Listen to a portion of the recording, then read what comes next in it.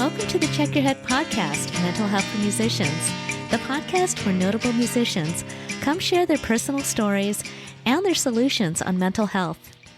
I'm your host, Fong, a music journalist and life coach for musicians, and it's been about 5 months since we've been in some kind of lockdown due to the coronavirus pandemic. And as a result of everything going on in the world right now, there is a lot of stress and even depression.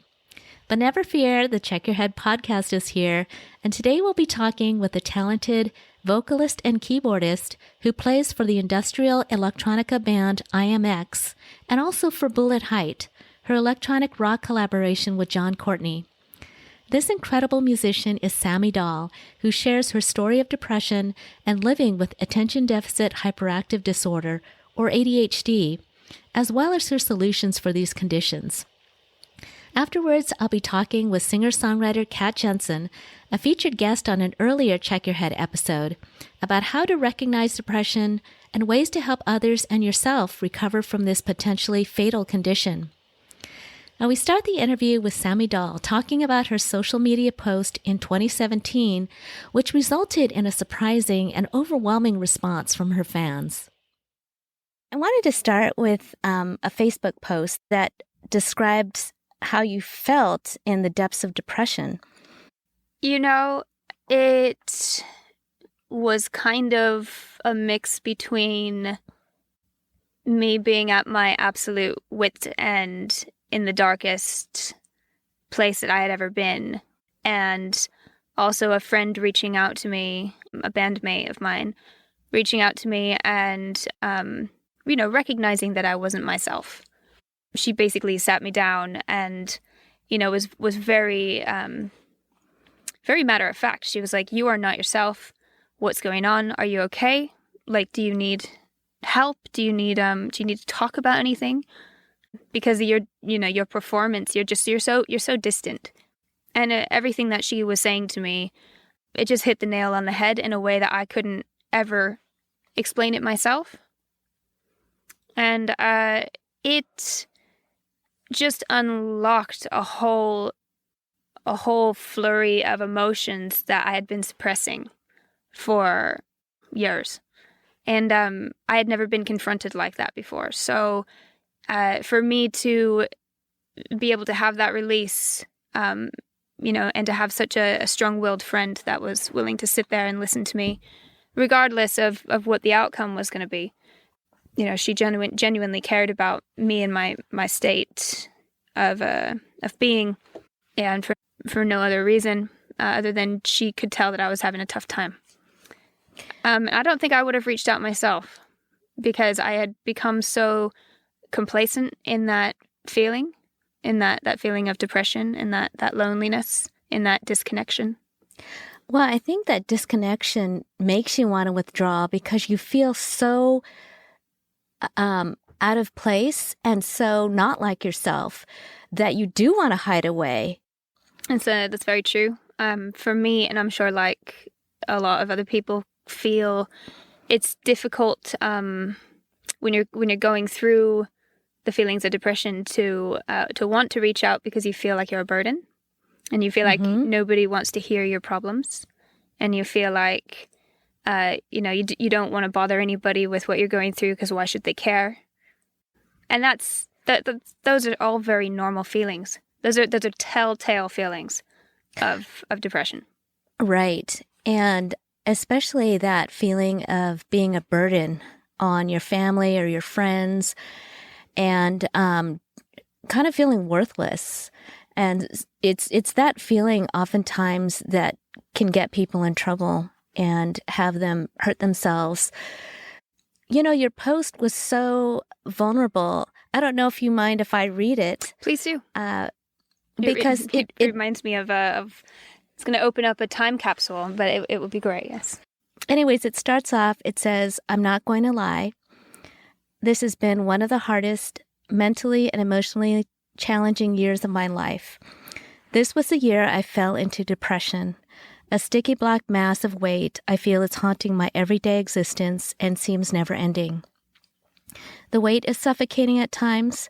and I pulled away from updating a lot of my social outlets because this disease is mentally debilitating and affects every aspect of the way you go through your day and dictates how you live your life. You feel like a burden, a bum to be around, and unable to translate your thoughts or emotions properly because you aren't sure how or what the issues are or why, and definitely don't want to be the downer to anyone. So for me, for many months, I suffered in silence. And you feel like nothing you are or do is important, so why bother? My behavior started to change, and things that usually would be a pleasure ended up being a pain. And I've isolated myself from my friends and family and pulled back from social outings, laid in bed for hours thinking horrible, horrible thoughts, stared into sleepless nights, and pushed away everyone around me as I allowed the hold of depression to encompass me. This is what this dirty devil of a disease wants, and I have succumbed to it. This has been my entire year. I'm curious. I saw the post and I saw how many people responded. I wasn't able to read all of the posts, but I was wondering, can you think of ones that you remember of what people replied? I didn't write that post to gain attention by any means. I kind of wrote it just as a way to get it off of my shoulders, just for me. I did not expect the reception that it got. I was floored by how many people started to share their story with me, how many people were going through very similar things, how many people were overjoyed that somebody else was going through that. Somebody that they may have looked at, I'm a musician, so somebody that they may have looked at as one thing is actually very human and going through the same things as they are. Some people had expressed that they didn't quite know how to articulate it themselves, and the words really resonated with them. It kind of helped them put words to their feelings. There were a lot of people that shared with me experiences that they'd had in the past, and how they overcame them. And most of all, there was just an amazing amount of support that was shown through that post. People talking to each other in the comments, people not only commenting on what I had to say, but on what other people had to say as well. And it was just this beautiful community of people that were all coming together to, build this sort of bond of strength. It was just an amazing amount of support, a community that I had never experienced or expected. Yeah, it kind of reminds me of what happens when you go to a group setting or a group therapy. When people are so honest, like you were on your post, I could tell it wasn't an attention-getting kind of a thing. It touches them in a way where they finally feel like, oh my gosh, somebody else understands and somebody else is actually in the same shoes that I am in right now. And there's a sense of relief with that. And that's why I think it's so healing to be able to speak out. Because that outpouring of love and support and expression that you got is not only, I'm sure, made you feel good that you touch people like that, but also allowed other people to express how they really felt. Also in that post, you were sharing some of the successes of that year. And I think it's important to bring out because oftentimes we have musicians that end up hurting themselves or committing suicide. And we're like, oh my gosh, they were just in the recording studio and developing new music. And oh my gosh, they just had this really successful tour.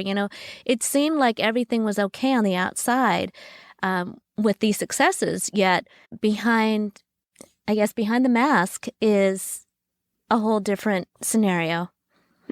Absolutely. I've always felt that it's important to, take a step back regardless of what you're going through and look at what you do have versus what you don't. And although I was going through that feeling and suffering through it, as I had said, in silence for a good amount of time, that didn't necessarily mean that I didn't go through great times either. And it's important to remember the balance. There's always a balance. And when you focus on too much of the bad, it's really hard to see any of the good.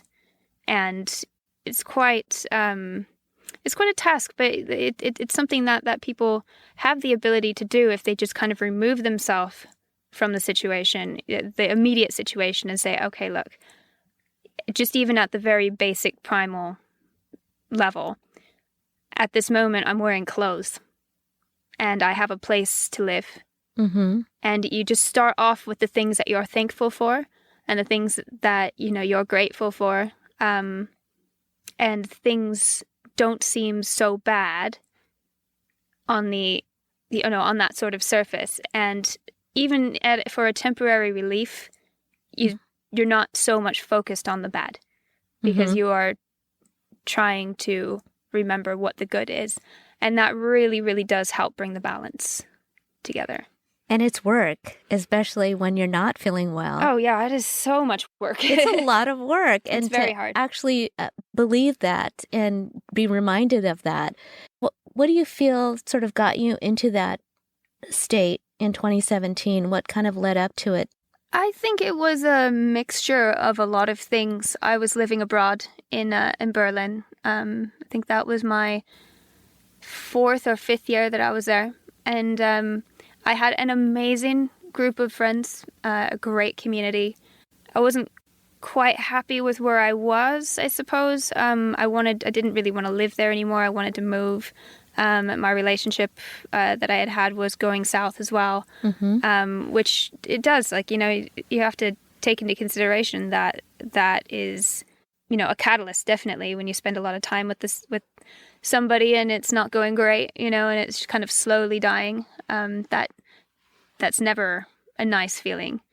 So that mixed with not really wanting to be in that country and not really knowing where to go next, and indecision, and feeling like I was stagnant, not getting ahead. All of these feelings, I think that's kind of where it started. I had released an album that was caught in the cross transfer of power within the labels. So it's not like, it's not like the album was bad. It just wasn't heard by anybody. And it sucked because I think we were both looking forward to touring a lot with that. Because the album, I might be biased, but the album is amazing. Yeah. And Germany just wasn't the place to release a rock record. And just kind of feeling lost in that and disconnected. The things I'd mentioned in that post, sort of the things that did bring me joy that I knew I could always rely on, like touring and music, I just didn't find joy in anymore. That's really hard. So it became, and that's because that feeling had already suffocated me to where nothing was really, my escape, I suppose. Like music is being on stage is an escape, really. I wouldn't say it's escapism, but it's just kind of like a channel into a different part of me. Right. It's not compartmentalized. It's just a part that I don't get to channel very often in my daily life. And I love it because it's adrenaline, it's energy. And once, the depression had taken a hold of me, I couldn't tap into that anymore. And it was a real bummer. Well, I think that's the hard part. One of the really difficult parts of depression is that all the things that you love and all the emotions that you rely on or just love to feel, like being in love or excitement and even compassion, these are all things that get muted or you can't feel them anymore. And if you're a musician and you can't feel the music, you can't feel the joy in music or in creating music. These are, you could see where people and musicians can just feel like not wanting to go on. But it's just being persistent in trying to find the way out. So what was it for you that was the turning point? For me, it was, I had the opportunity. So the band that I was on tour with was my band. We just did a short UK run. Mm-hmm. And that's when I was feeling like, oh no, like, you know, I had thought like, I'm totally going to go on this tour and everything's going to be great. But I just kept feeling worse and worse. And then knowing that I had to go back to Berlin after that was just crushing. And this was with IAMX or with Bullet Height? This is with Bullet Height. Okay. So I play in IAMX as well, and they live now in Los Angeles. So they invited me to come over literally like the day after my tour in the UK ended. Mm-hmm. And I text with them quite a lot, so they kind of knew what was going on just from a surface perspective. But they know me so well. They were able to see through the bullshit because they have gone through so much with mental health that, you know, they can see straight through, you know. Well, you were saying the lead singer, Chris, Mm-hmm. has also had challenges, and Yes. he's been open about speaking on his struggles. So that's great that you had somebody that had an understanding and also was compassionate to that. Absolutely. It's an amazing support system. That just Chris, Janine, they are, you know, they have helped. I always like to say IAMX saved my life, but in many ways. Not through, I mean, yeah, it helped me through depression, helped me kind of find who I am and who I was going to become, and still who I am turning out to be. There's many regenerations and reinventions of myself through this band, and this was just one of the many examples of it. They invited me to come to LA and spend the winter with them and prep for the tour that was going to begin, I think, late January. Okay. And we were going to record a music video for the new album, and they just needed some help. And it was a great opportunity for me to come to LA, get in the sunshine, try to sort myself out, see if it made me feel better, see my family, as my family all lives here. Mm-hmm. So, yeah, I got on a plane and got here, and I think I was here for about 2.5 weeks. And then Janine sat me down and was like, you got to tell me what's going on. Like, I feel like you're disconnected. I feel like you're not here. It kind of feels like you don't want to be here. And I think when she had said that, that's when I kind of broke down and I just released all the emotions. Started just crying, and she was like, "Oh my God," you know. She was like, "Okay, just let it out." And I was able to just to kind of like all that floodgate, like that there was like a dam that was holding it all up, and there was like this floodgate of emotions that just came like pouring out of me, and I think that's where it started. Because I had bottled all of those emotions up for so long and didn't know what to do with them or where to put them. So was that, you said, like the beginning of your healing, or the beginning of recognizing that, you know, you need to do something about your depression? Everything. Yeah, I think it was a little bit of everything, because I had felt so in a corner for so long. Yeah. I knew something needed to change in order to feel better, but I wasn't sure what. And I didn't know how to go about finding it. So just, you know, by being in a place that I felt like I was valued for my skill and for my ability and all of that, that boosted my morale quite a bit. Okay. And then I remember writing this post, because she had probably had that discussion with me maybe like 26th or 27th of December, and I wrote that on New Year's Eve. Okay. Where I woke up and I was on my friend's couch, and I just started typing this all on my phone. Mm-hmm. I was just letting all the words come out, and I can't remember how long it took me, but I finally felt like I had a little bit of clarity. So that, in a way, was the beginning of the healing process, and also I was able to kind of put all of those feelings out on the table and kind of organize them like, okay, this is a feeling that I don't want to have anymore. So how can I change it? What do I, because you are totally in control.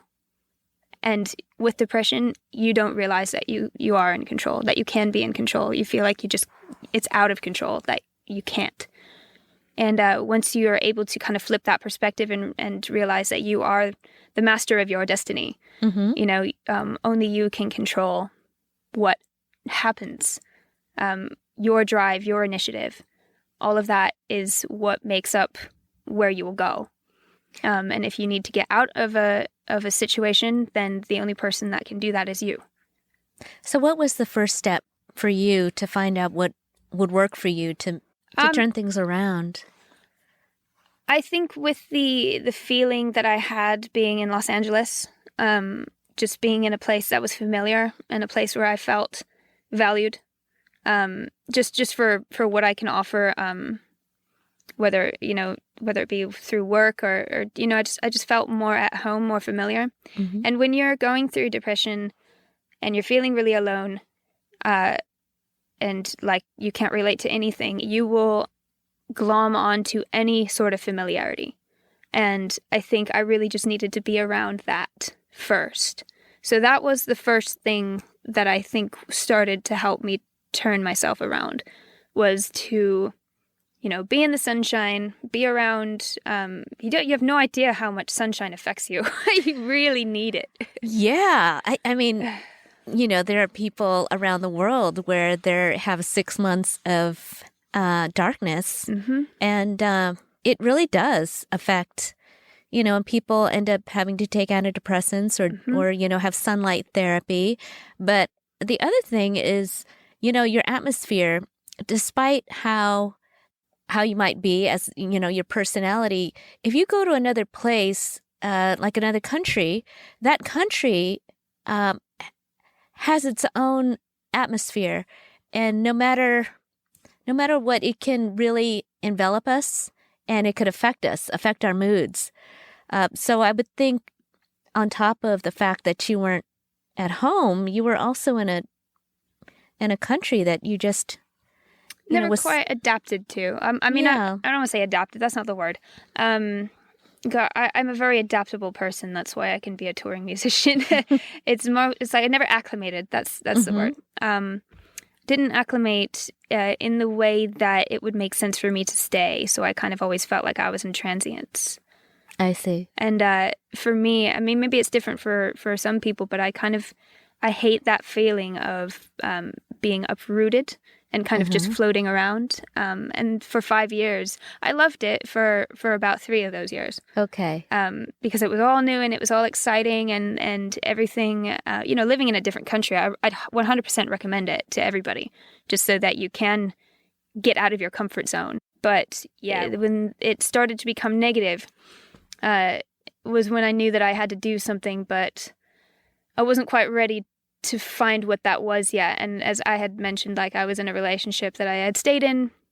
We just became really, really good friends. And I think our expectations of each other, he was also going through a really, really rough time with his depression. Okay. But we didn't know how to communicate that with each other. So we just kind of, for me, I'm an over communicator. Okay. And for him, he was a under communicator.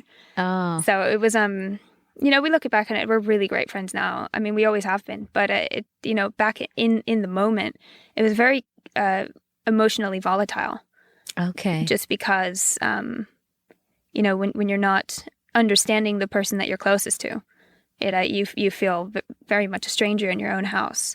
So bringing it all back to how I started to heal, I had decided after the tour that I had done with IAMX that I would move back to the U.S. Mm-hmm. And I had waited for a really long time, for my boyfriend at the time to make a decision whether or not he wanted to move somewhere else with me, whether it be London or whether it be Los Angeles or wherever, just not Berlin, But he wasn't ready to leave. So for me, it was like, okay, and having to cut the umbilical cord of this relationship is dead in the water. That was it was very, very hard as it is just to kind of come to that. I mean, breakups suck, but then when you're depressed and you're in a breakup, that also really, really sucks. Yeah, and it's scary too, because it's almost like, even though it sounds like your relationship was kind of polarizing because, he was withdrawing and you wanted to communicate, it's still a foundation that's been there for a while. So even if I think that even if there's a positive change, one that you both agree on, it's still a change. Yeah. And that just rocks, it rocks your world, it rocks the boat, and you have to figure out how to readjust. And that whole process is just uncomfortable. Absolutely. Just by itself. And frightening. Yeah. I think any sort of element of change, monumental change, anything like that is scary. And, but it can be done with the relationship thing. Right. One person wasn't ready to move on and the other person was. And that, I think, once I was able to decipher that break, then I could think for me and what I needed, which was to move. Basically move to a place where I knew that I could get better. And that means both, physically, mentally, emotionally, all of that. And that was where it started, the healing started. I remember buying my plane ticket, and then I had like a countdown to say goodbye to my life that I had known for 5 years, and move on to the next chapter of my life. And that is liberating, I think. I remember when I had done that, I was like, this big sigh of relief, where it's like, any major change in life is going to be hard. It's not a walk in the park by any means, but the amount of relief that you get when you have the ability to look at it from an outside perspective, especially after you've, been there for a couple months, you realize like, wow, things are getting a lot better, or I made this change for me because I needed it. And even though it was uncomfortable to do, I am much better for it. Yeah, I'm glad that you were able to kind of see what you needed and kind of move forward with it. I mean, I'm so thankful that your friend really sat you down and said, look, something's going on. Tell me what's going on. Because I think sometimes we could see people and think something's a little bit off, but we may not say anything, or maybe we approach that person and they say, you know what, I'm fine. And deep down, something's wrong. And I think sometimes we do have to get into people's faces and say, what is going on? How can I help you? What can I do? I'm sure you appreciated your friend doing that. Maybe it was kind of a surprise to you. Oh, it was so uncomfortable in the moment. Yeah. Because I had only ever been, one person with her, which is like, we were, obviously friends outside of it, and I'd lived with them and all of that, but it was never a vulnerable or emotional point that I had ever got with them. And nothing really ever broke the ice quite like this. And yeah, it was very surprising. I wasn't not expecting that. And I wasn't expecting my reaction to be so strong, I guess. What was that reaction? I just got so emotional. I couldn't even talk. I think I just needed to cry. Yeah. And I think I just needed someone to kind of say that it was okay, and for me to feel that. And it was a really, really powerful moment. I had felt in those months that nobody cared. And I had mentioned that I went through some very dark thoughts, very much so to where it was like, well, if nobody cares, then yeah, what's the point? Right. And I would wake up and be disappointed I was still breathing. It got quite dark for a bit, but once she reached out, even though she was continents away, even the people that I was closest to, nobody did that, except for somebody that recognized maybe, somebody that had been through it themselves, and witnessed somebody go through their own journey. And she has gone through her own journey as well, as we all have. Yeah. But for people to recognize the signs, all it takes is just paying attention. It is important, and going back to that post, it really, really helped me feel like people do care. I was reading that you also grew up having been diagnosed and treated for ADHD, Mm-hmm. which is attention deficit hyperactive disorder.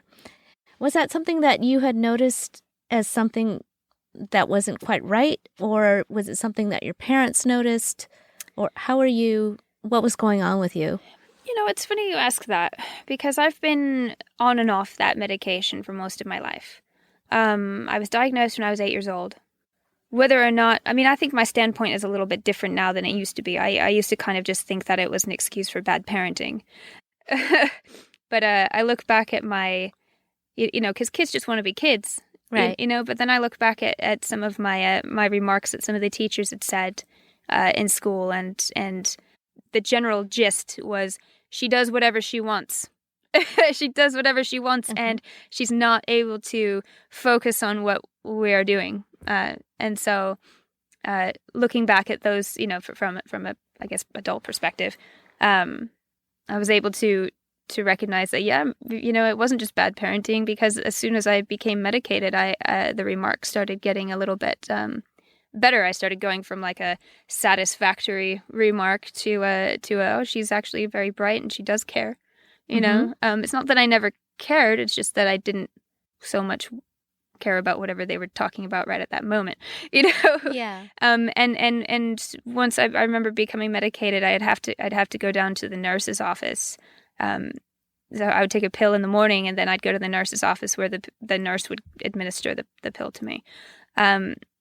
For all of my like elementary years at least. And then I got into middle school and realized, like, I didn't take them during the weekends or anything. And I think that I was still too young to kind of notice a difference about when I did and didn't take them, because I just wasn't so in tune with self-actualization back then. Mm-hmm. You're a kid.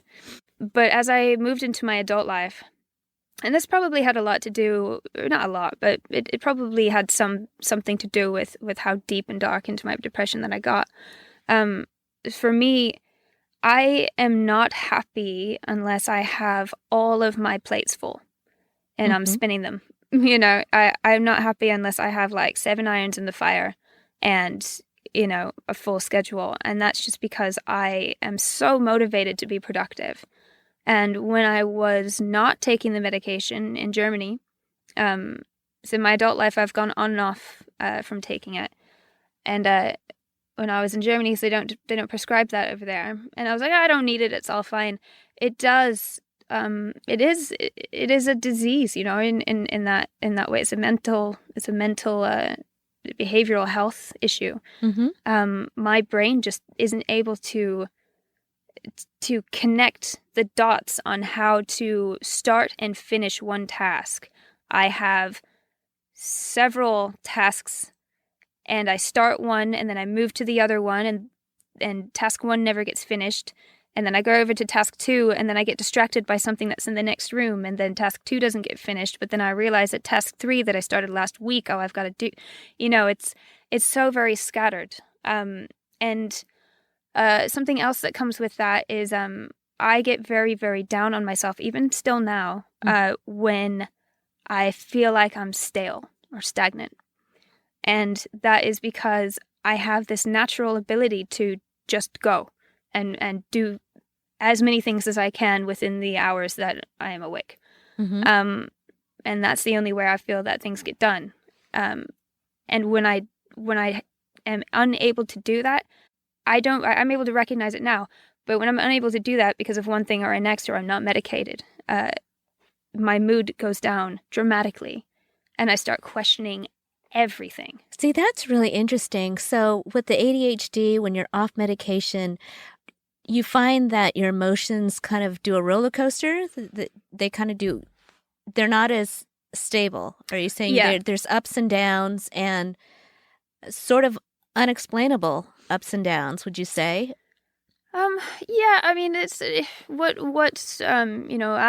and Ritalin and Dextrine, all of those, they're stimulants. Mm-hmm. So what they do is they increase your ability to, for me, it's to connect the dots. But stimulants, or for in layman's terms, they're uppers. So when you're going through this, like for me, when I'm not medicated, I can coast just fine. But if I hit a roadblock for whatever reason, whether it be I can't finish something, or I can't focus on one thing, or I have all these deadlines that I've set up for myself and I can't quite get there, I start to get very, very down on myself. And so that's when I can coast just fine until I realize that I'm stagnant. I see. And then that's when the emotion plummets. And that's when I'm like, because I'm unable to get into that state of realizing that I can pull myself out of it, but I just have to, I just have to do this, or I have to do it in this order. This is where I start, this is where I finish, and that's what the medication helps me do. It helps me just kind of put everything in order. But when I don't have that, and I didn't realize it, because I didn't have it for so long, that it's a huge catalyst for me to have a crash, I suppose, an emotional crash. So you've come to really appreciate it. And I think maybe part of it, too, is when people are diagnosed with something, it takes time to really accept that. Sometimes our minds are like, I don't think I have that, or I'm fine. And then it just takes a lot of trial and error to find out what works for you, and maybe even to see a pattern, like you were starting to see a pattern. It only took me 23 years. But I think that's really why it's important to be persistent, because sometimes you don't see the answers up front. Were there any cons to the medication? Or was it just like, oh, I don't think I need it, I'm fine? Or yeah, it was mostly like I kind of went through this thing in my 20s where I was like, oh, I don't need to be controlled by anything, and it was like I didn't like being I didn't like feeling like I needed something. And maybe that was just my rebellious blah, blah, blah. But I also didn't really see the benefit of it other than, I can do, I'm doing music now for it. So I became a full-time touring person when I became 20. I think it was 22 is when maybe it was 21. That was something that interested me so much that I didn't need the medication, because I knew exactly what I wanted to do. But it wasn't like pile A, pile B, pile C, task A, B, and C could get done any better because I was interested in it. It just made it a little bit more, I had a little bit more initiative that was already there because it was something that really interested me. And I got by on that for a long time. But there was a tour a couple years ago that Chris in IAMX decided that we were going to change our whole setups. So we were going from, I think I was using Mainstage. It was all primarily, this is really nerdy, but primarily like soft synth. So it was basically like a computer, and it was rather than a standalone synth. And that was all I was really used to playing in that band. And all of a sudden we were moving to just strictly hardware. So I had however many, I think maybe like a week to reprogram everything in a synth that I had never used before. Two synths that I had never used before. So in those moments, then I realized, I was like, oh my God, yeah, it's not that I'm not interested in this, but I really, really do need, that help to finish task A, to finish task B in that order, in order for anything to get done.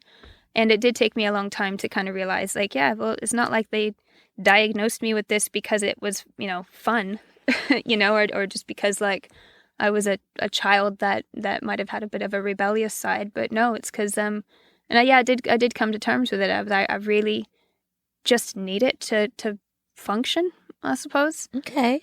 But at the same time, I didn't like to feel like I needed anything. Yeah, and I think that's the struggle, is that we all want to feel like, we're fine the way we were born. But I guess the reality is that there is some great medication out there that can really help us live our lives and make us feel more like ourselves. And, like in your case, get from one point to another and get to a point where you really appreciate that. Yeah, And I mean, I'm very grateful for the. I mean, now that I'm living back in Los Angeles, I'm medicated now, and uh, um, again, and I feel, things are moving at a very fast pace for me, and I could not imagine doing all the things that I do without having, the aid mm-hmm. that that I have the ability to have. Now, did you take anything for depression? Yeah, when I was for a little bit, yes, Okay. I took Zoloft when I was a teenager. The mental illness runs in my family. Okay. My mom was depressed. I'm sorry, she was diagnosed with manic depression Okay. and anxiety, I believe, and also ADD. And then there's like my uncle and my aunt, and it just goes. And all my cousins, my sister, definitely. We've all been clinically diagnosed with something. And Have you lost any family members due to mental illness? I have a cousin that's incarcerated that I feel is could have definitely benefited from getting mental help. Mm-hmm. I don't believe that they were that side of the family was so in tune with the reality of the situation before things got bad for him. In that aspect, we did lose him. He's still alive, but he wasn't able to get the treatment that perhaps that could have benefited him before. I haven't had any history of anybody taking their own life or anything. Okay. Everybody has been quite open to receiving help. That's fantastic. Yeah, it is amazing because not a lot of people are able to have that sort of support system, I suppose, in their family. If you feel like you don't have anybody that you can reach out to, there are so many groups out there that I know, and it might even sound, oh, this is so lame, I'm going to talk to people I don't know. It is so relieving to know that you're not alone in that feeling, whatever it is you're feeling. I stumbled upon it accidentally through my post and had an amazing reception, and it really, really helped me feel better. So whatever your medium is, in that moment, even if you're feeling like nobody cares, they 100% do. And if I could say one more parting thing, a task that really helped me, and I saw this actually happen on one of the tours I was with when Chris was going through his healing and starting to overcome his depression. It was a really lovely exercise that he did, that he would ask everybody to do, where at the end of the night we would be like, all right, well, what are 5 good things that happened today? And you have to sit there, and even if you had the worst day, he would make you do it. And that sort of positive reinforcement is all you need, because it's infectious. So Right. even if I was like, oh God, my synth broke today, and like I might have been feeling fat, or like, all of these things, sat there and was like, I had a good dinner. I had a really nice dinner. I played an amazing show with hundreds of people that loved every moment of it. And that day was somebody's best day they've ever had. And I was a part of that. Yeah, that's special. Anything that helps you remove yourself from the darkness, just for a moment, because you really owe it. You deserve it to your, you deserve that. You deserve that feeling of relief. Well, today I have the talented singer-songwriter Kat Jensen joining me today to talk about Sammi Dahl's interview, and also about what to look for in depression, and also how we can help others if we come across someone who has depression, or if you have depression yourself. Welcome, Kat, to the Thank you. podcast. Thank you for having me, Maury. I'm so excited to be here. I am so glad you're here to give us some additional insight. But first of all, I wanted to ask you about Sammi Dahl's interview. What stood out to you most regarding her depression? I really enjoyed her interview, by the way. She is such a doll. I mean, seriously, you can't not love girl. She is, I didn't even have the feeling like that she would have depression. You know what I'm saying? And this is really important because oftentimes people that do have it, you may not suspect. They can cover up and they can kind of hide their tracks, and you might not see it until it becomes a real problem. Well, that was one thing she brought out, was that the year that she was in a really deep depression, she had quite a few successes. She was going on tour and created music, and there were things in her life that actually looked like she was doing well. But behind closed doors, when she was in Berlin, the atmosphere, she was having issues with a relationship at the time. There were a lot of changes that really contributed to her depression, along with the fact that she had ADHD. And, that can often, depression can often be a part of that disorder as well. Right. It's not uncommon. Depression is sort of it's like an umbrella term in a sense, because there are different types of depression.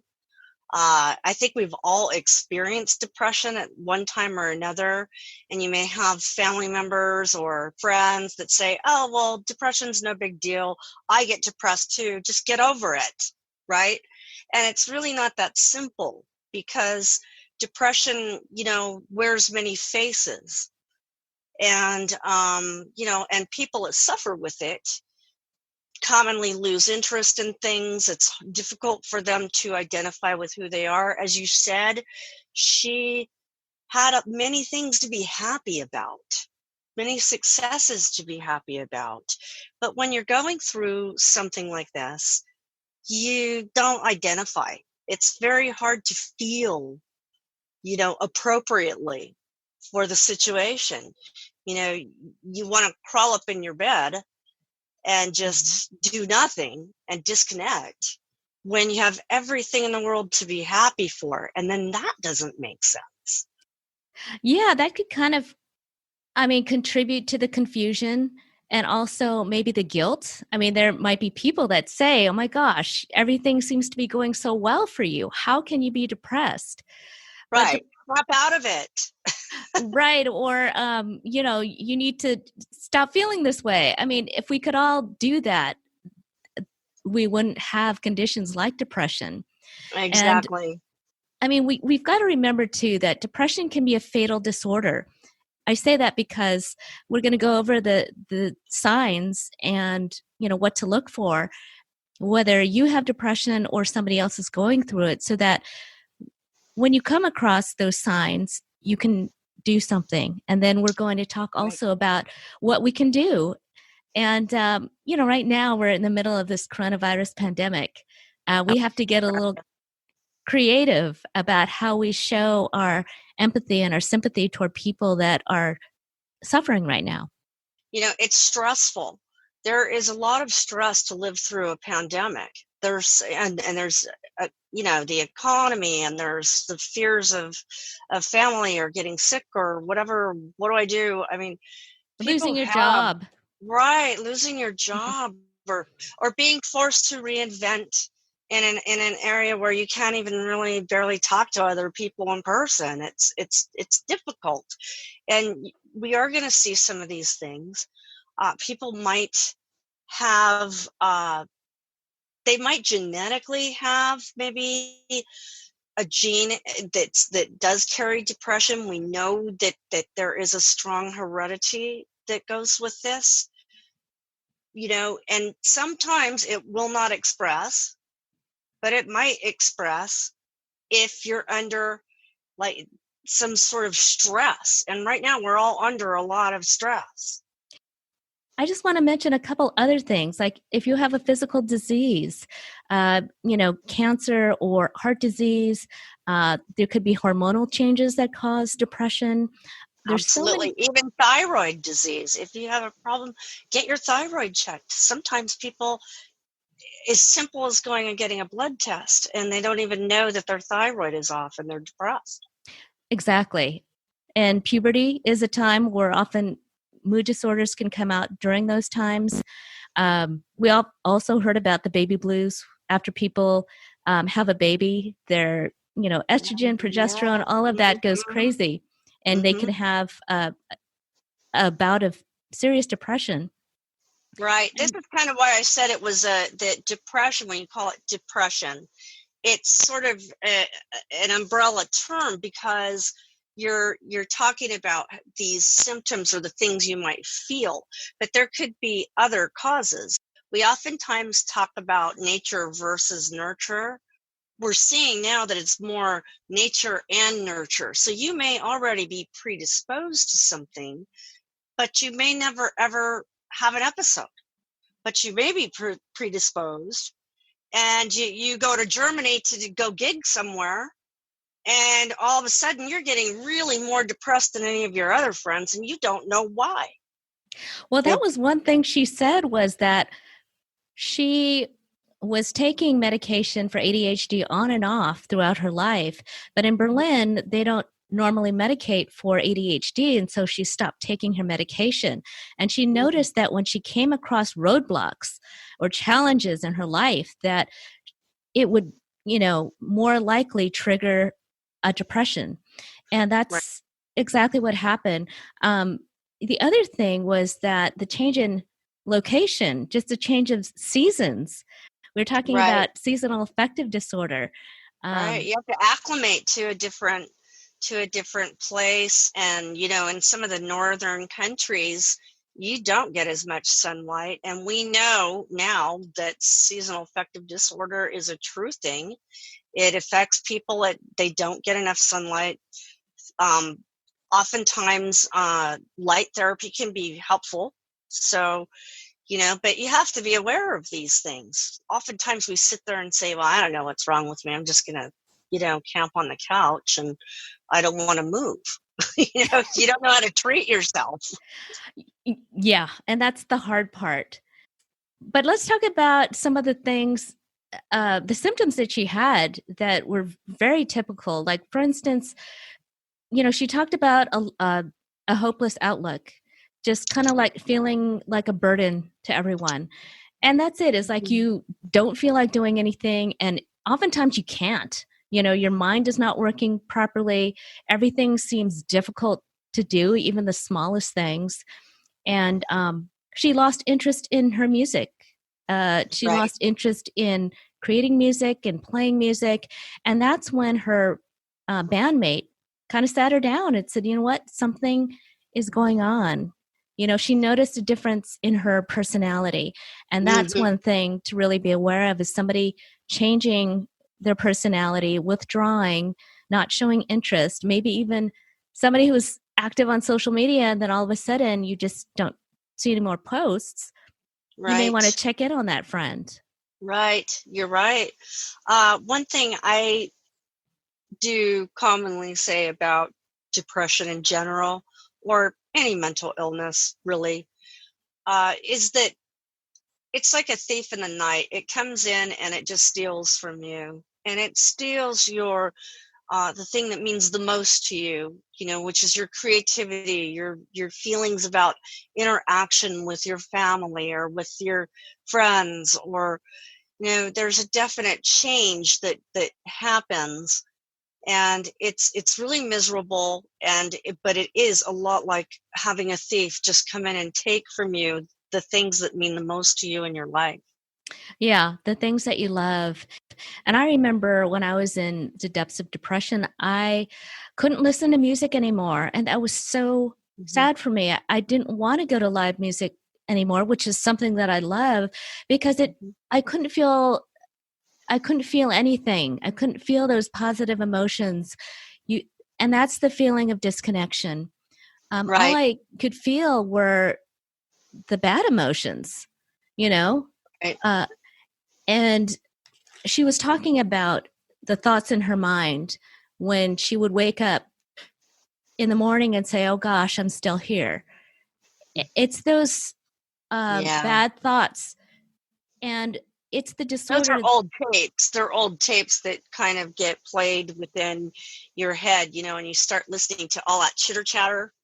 And that is what's so dangerous for me, I learned through cognitive behavioral therapy that the best way is you have to rebut every one of those thoughts. You must stop that thought. Whenever a bad thought comes in, you must rebut it and get it out of your head because it's lying to you. Depression will steal from you. It will lie to you. It will take you to every depth of despair. And some people don't get out alive. Right. It can be a fatal disease. And to not listen to those negative thoughts, but also to be aware that when you're in it, one of the symptoms is thinking about death and thinking about suicide. And Right. that's scary for the person who's going through it, especially if that's not something that, I mean, that is not normal to feel that when you're healthy. But when you are depressed, that is something that will go through your mind. Yeah, they ruminate. They come through intrusively.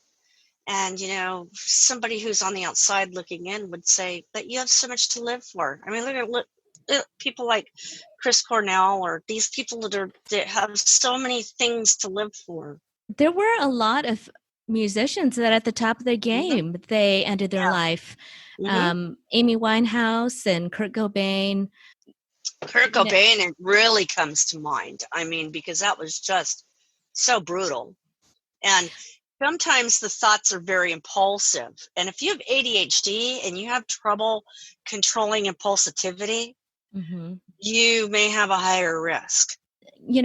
Other symptoms, having sleep problems, feeling like you're tired all the time, but not being able to get to sleep or sleeping too much. Anxiety is like the evil stepsister, I guess, of depression. And the anxiety and the fear can really overtake us. I mean, this is like not just worry, but it's fear times 100. But there are ways to get out of it. And that's the faith that we all need to have, is there are ways to get out. I now like to use, I use either Headspace or I use Calm. And I tell myself that I give myself as if you were actually going to commit time at the gym. I commit time for my mental health. And this is what I've found works for me. I have definitely benefited from that. So. Well, some of the apps that you talked about are great things to do while we're on lockdown or when we're, by ourselves, which, oftentimes when we're going through a mood disorder, we want to be by ourselves. But ways to reach out on top of that is things like Zoom. I know the Depression and Bipolar Support Alliance, they have regular meetings on Zoom where you can speak your mind and commiserate with others, get advice, but also stay anonymous if you'd like. And, NAMI, National Alliance of Mental Illness. And we have all of these organizations listed on the checkyourheadpodcast.com website because I want it to be in easy, affordable ways for people to get help. Because, oftentimes when we realize that we need help, where do we go? And this is just an easy way for people to get help. There is help, and it works if you want to work it. It definitely does. I'm living proof. A big thank you to singer-songwriter Kat Jensen and to our featured guest, Sammi Dahl. For more information on Sammi Dahl, find her on social media at official Sammi Dahl. For IAMX, go to IAMXmusic.com and hear their new acoustic album entitled Echo Echo. And for Bullet Height, find them on social media at Bullet Height. So until next time, be brave, ask for help, and be persistent in finding the mental help that you need.